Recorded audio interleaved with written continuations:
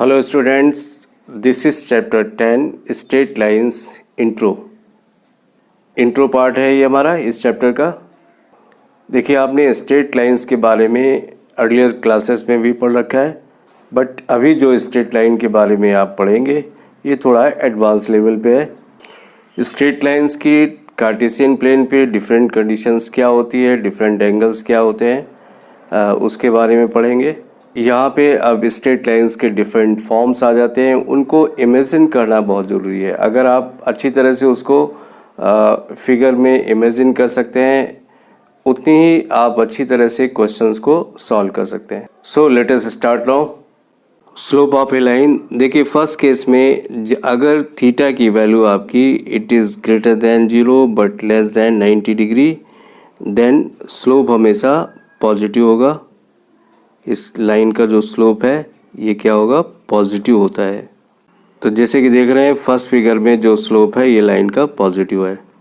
ये तो first condition है। एंड सेकंड कंडीशन है, if theta equal to 90 degree then slope not defined होगा। स्लोप नॉट डिफाइंड, इस केस में ये जो स्लोप होगा आपका it will be parallel to Y axis. इस केस में स्लोप आपका नॉट डिफाइंड होता है। इसके अलावा देखिए थर्ड सिचुएशन में if theta is greater than 90 degree then slope is always negative. तब ये स्लोप आपका हमेशा नेगेटिव होता है। तो इन सिचुएशंस को आपको याद रखना है। देखिए यहाँ पे कुछ स्टेटमेंट्स भी है, इनको हम लोग देख लेते हैं। The slope of a line whose inclination is 90 degree not defined, अभी आपको बताया हुआ है। The slope of a horizontal line, अगर किसी हॉरिजेंटल लाइन का स्लोप जो हमेशा एक्स एक्सिस के पैरेलल होगा देन उसका स्लोप भी 0 होगा, वो कोई एंगल नहीं बनाएगा। और थीटा अगर 90 डिग्री से बड़ा है then slope is always negative. Now slope of a line passing through two given points, दो given point से पास होने वाली लाइन का slope क्या होता है। तो देखिए इसको थोड़ा हम फिगर से भी समझ लेते हैं। देखिए ये आपका x एक्सिस है और ये y एक्सिस है। तो इसमें लाइन आपकी कुछ इस तरह से पास होती है कि यहाँ पे थीटा एंगल बनाती है। यहाँ पे कोई पॉइंट दिया हुआ है P आपका कोई पॉइंट है जिसके कोऑर्डिनेट है x1 एंड y1। तो देखिए यहाँ पे कोई दूसरा पॉइंट है Q और इसके कोऑर्डिनेट होंगे x2 y2। इस केस में देखिए जो स्लोप का फार्मूला होगा m equal to y2 minus y1 upon x2 minus x1। x is not equal to x2, x1 is not equal to x2, क्योंकि अगर x1 x2 के बराबर होगा तो ये स्लोप नॉट डिफाइंड हो जाता है। छोटा सा एग्जाम्पल लेके यहाँ बताया हुआ है, ये दो पॉइंट से ये पॉइंट P हो जाता है और ये पॉइंट Q हो जाता है और इसमें वैल्यू रखने से इसका स्लोप -1 आ जाता है। Conditions of parallelism and perpendicularity of lines. के suppose L1 L2 are two non vertical lines having slope M1 and M2 respectively. अगर L1 और L2 दो लाइंस पैरेलल है देन आपका कंडीशन ये होगा दोनों का slope M1 equal to M2, इनके दोनों के स्लोप इक्वल होते हैं।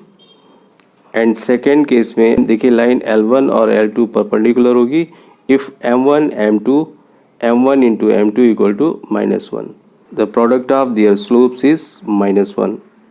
यहाँ देखिए ग्राफ में कुछ इस तरह की सिचुएशन होगी। जो पैरेलल लाइंस होंगी वो इस तरह से होगी, L1 and L2 they are parallel. एक ही अगर अल्फा एंगल बनाती है तो दूसरा एंगल बीटा बनाएगी। परपेंडिकुलर वाली कंडीशन ये होती है आपकी। देखिए ये अगर लाइन है तो दूसरी लाइन इस पर परपेंडिकुलर होगी। ये लाइन L1 है and this is line L2, ये परपेंडिकुलर्स है। यहाँ पे देखिए एग्जांपल्स भी देख लेते हैं। Find the slope of a line which makes an angle 45 degree with a line of slope 3। देखिए उस लाइन का स्लोप हमें निकालना है जो दूसरी लाइन जिसका स्लोप 3 है उससे 45 डिग्री का ये एंगल बनाती है।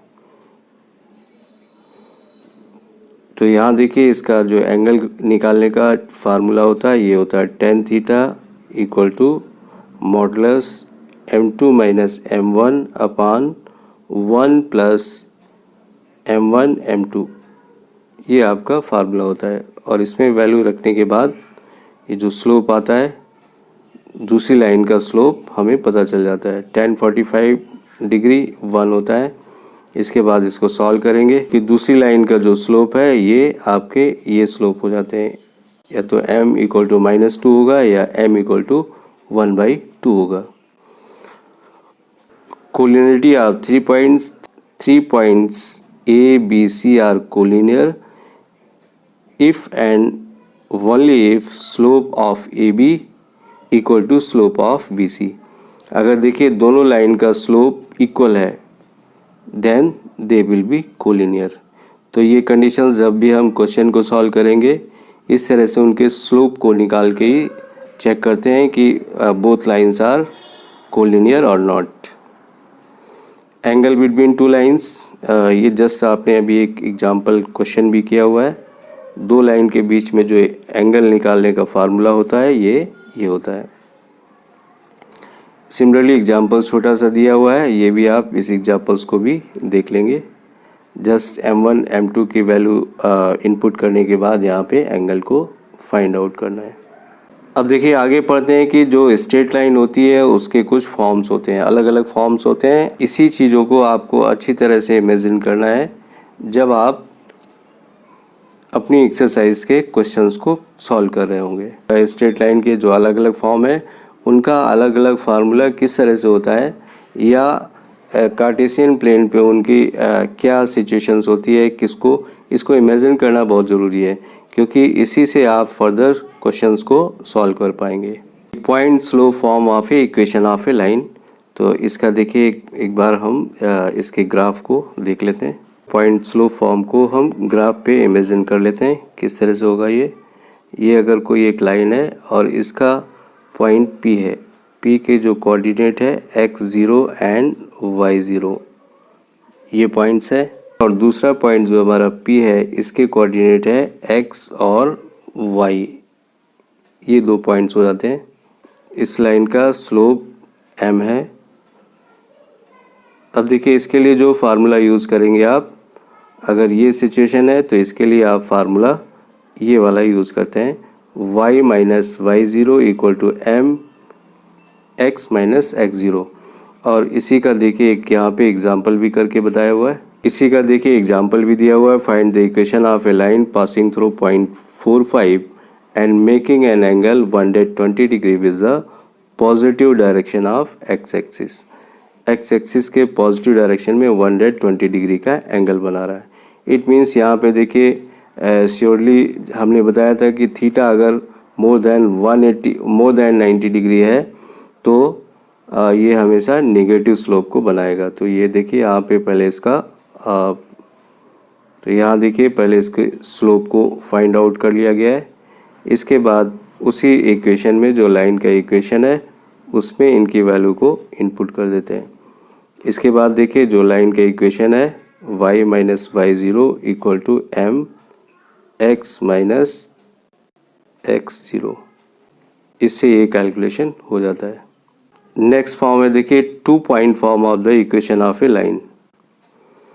2 पॉइंट फॉर्म, इसका भी देखिए फिगर जो है उसी तरह से मिलता जुलता फिगर है इसका।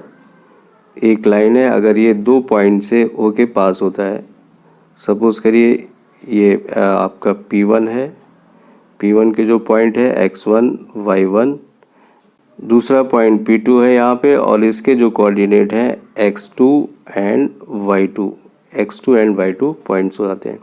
अब देखिए इसके बीच में भी कोई पॉइंट होगा P और इसके कोऑर्डिनेट होंगे x और y। देयरफॉर देखिए अब हम जब फार्मूला यूज़ करेंगे इस केस में 2 point form of equation of a line, इसका ये formula y minus y1 equal to y2 minus y1 upon x2 minus x1 into x minus x1, इस फार्मूले को यूज़ करते हैं। देखिए यहाँ पे एक छोटा सा एग्जांपल भी दिया हुआ है, find the equation of a line passing through the point -5 2 and 1 6। तो देखिए सेम फार्मूले को यूज़ करते हैं और यहाँ से फिर लाइन का इक्वेशन ये आ जाता है। देखिए यहाँ पे जो नेक्स्ट फॉर्म है वो स्लोप इंटरसेप्ट फॉर्म है। तो यहाँ पे देख रहे हैं ये आपका y = mx + c, ये फार्मूला हो जाता है y = mx + c। The equation of a line with slope m which makes x intercept d, अगर ये x intercept d बनाता है then इसका फार्मूला होगा y = mx - d, y = mx - d। Slope intercept form के ग्राफ को समझ लेते हैं किस तरह का ग्राफ होगा। ये अगर आपका x एक्सिस है, ये y एक्सिस है और ये कोई लाइन है, इस लाइन का स्लोप m है और ये जो इंटरसेप्ट है y एक्सिस पे, इसके कोऑर्डिनेट क्या होंगे 0 और c, 0 c। तो देखिए इस केस में जो लाइन का इक्वेशन होगा y = mx + c, ये आपका फार्मूला होगा। एक देखिए लाइन का इंटरसेप्ट फॉर्म भी होता है, इंटरसेप्ट फॉर्म। इंटरसेप्ट फॉर्म में इस तरह का ग्राफ बनता है आपका। ये कोई लाइन है, इधर इसके कोऑर्डिनेट क्या होंगे 0 b, इधर b इंटरसेप्ट होगा और इधर a इंटरसेप्ट होता है, इसका कोऑर्डिनेट है a और 0। इंटरसेप्ट मीन्स ये डिस्टेंस x एक्सिस पे और b intercept means b distance y axis पे। तो देखिए इस केस में जो लाइन का इक्वेशन होगा वो ये होगा x/a + y/v = 1। तो देखिए इन चीज़ों को इमेजिन करना बहुत ज़रूरी है। अगर इंटरसेप्ट फॉर्म में दिया होगा तो हमें किस तरह से कब कौन सा फार्मूला लगाना है ये आपको पता होना ज़रूरी है। देखिए किसी भी लाइन का ये जनरल इक्वेशन है ax + by + c = 0। इस केस में देखिए स्लोप ऑफ ए लाइन क्या होगा, यहाँ पे coefficient of x upon coefficient of y, तो ये स्लोप होगा आपका -a/v। y इंटरसेप्ट कितना होगा -c/v। Find the slope and the y intercept of a line 2x - 3y = -16। इसको आप y = mx + c के फॉर्म में पहले चेंज करेंगे इस इक्वेशन को, और फिर वहाँ से इंटरसेप्ट और स्लोप को कंपेयर कर लेते हैं। इसके बाद देखिए इंटरसेप्ट फॉर्म भी होता है।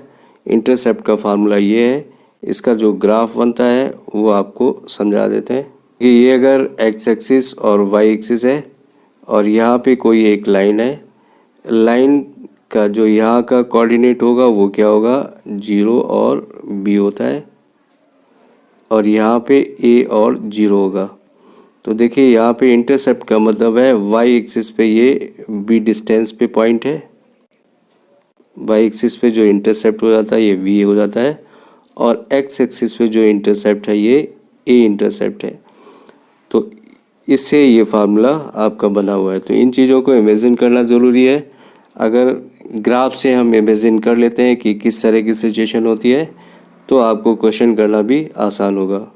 फिर देखिए हर एक के एग्जांपल्स भी दिए हुए हैं, इन एग्जांपल्स को सॉल्व करते जाएंगे। Now normal form of the equation of a line, important form है ये नॉर्मल फॉर्म। इसमें देखिए एक बार ग्राफ से आपको समझा देते हैं कि जो नॉर्मल फॉर्म होगा वो आपका किस तरह से होता है। ये एक्स एक्सिस और वाई एक्सिस है। अगर देखिए कोई लाइन सेगमेंट आपका इस तरह से है, ये लाइन एल है, लाइन होती है। नॉर्मल क्या होता है, हमेशा जो लाइन गिवन है उस पे ये हमेशा परपेंडिकुलर होती है।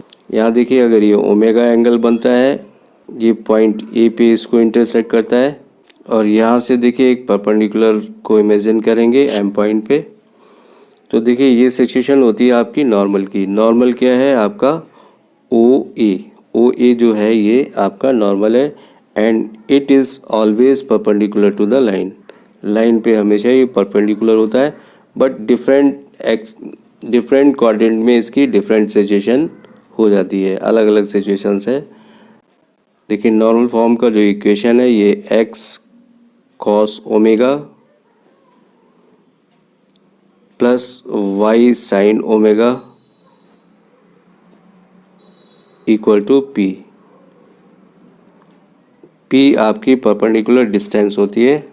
अब देखिए इसी का एक एग्जांपल भी दिया हुआ है कि इस लाइन को reduce the equation two normal form, hence find the length of the perpendicular to the line from the origin.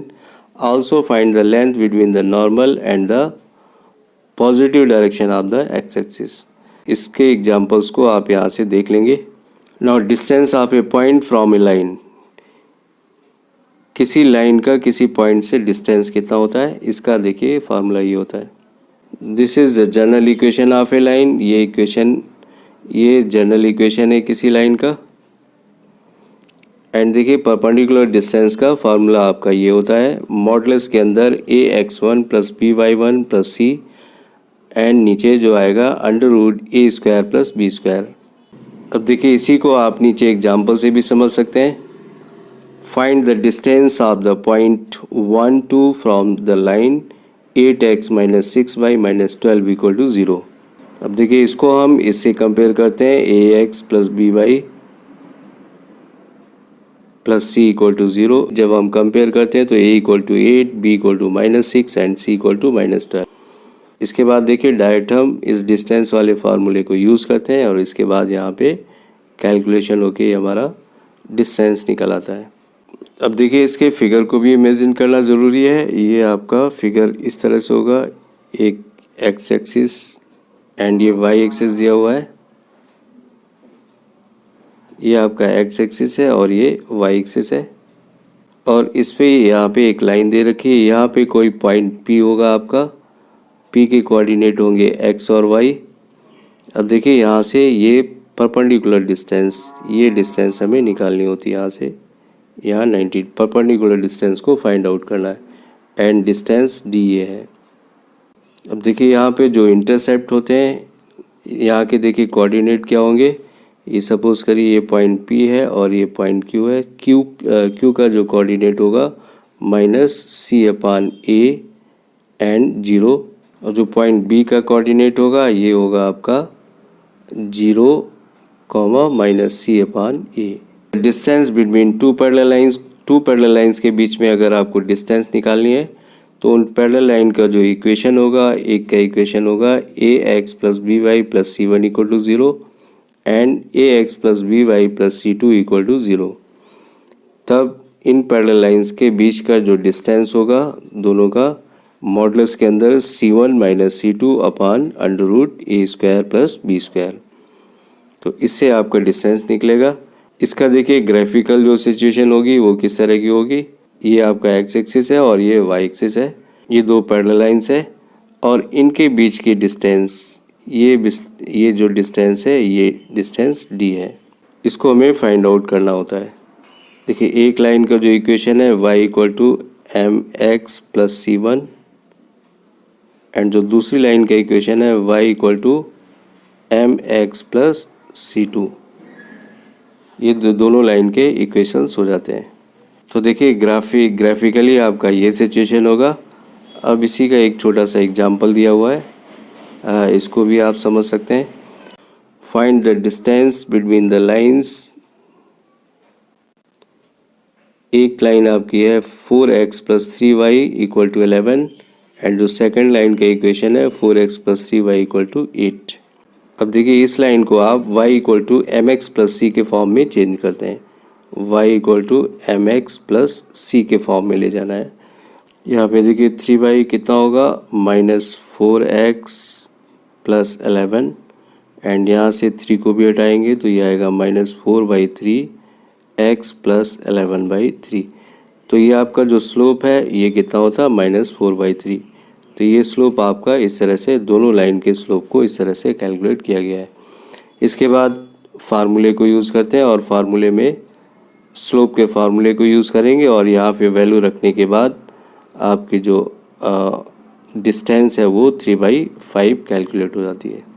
My today's topic is over now. Next class में आपसे फिर से मिलेंगे, तब तक के लिए thank you, have a nice day.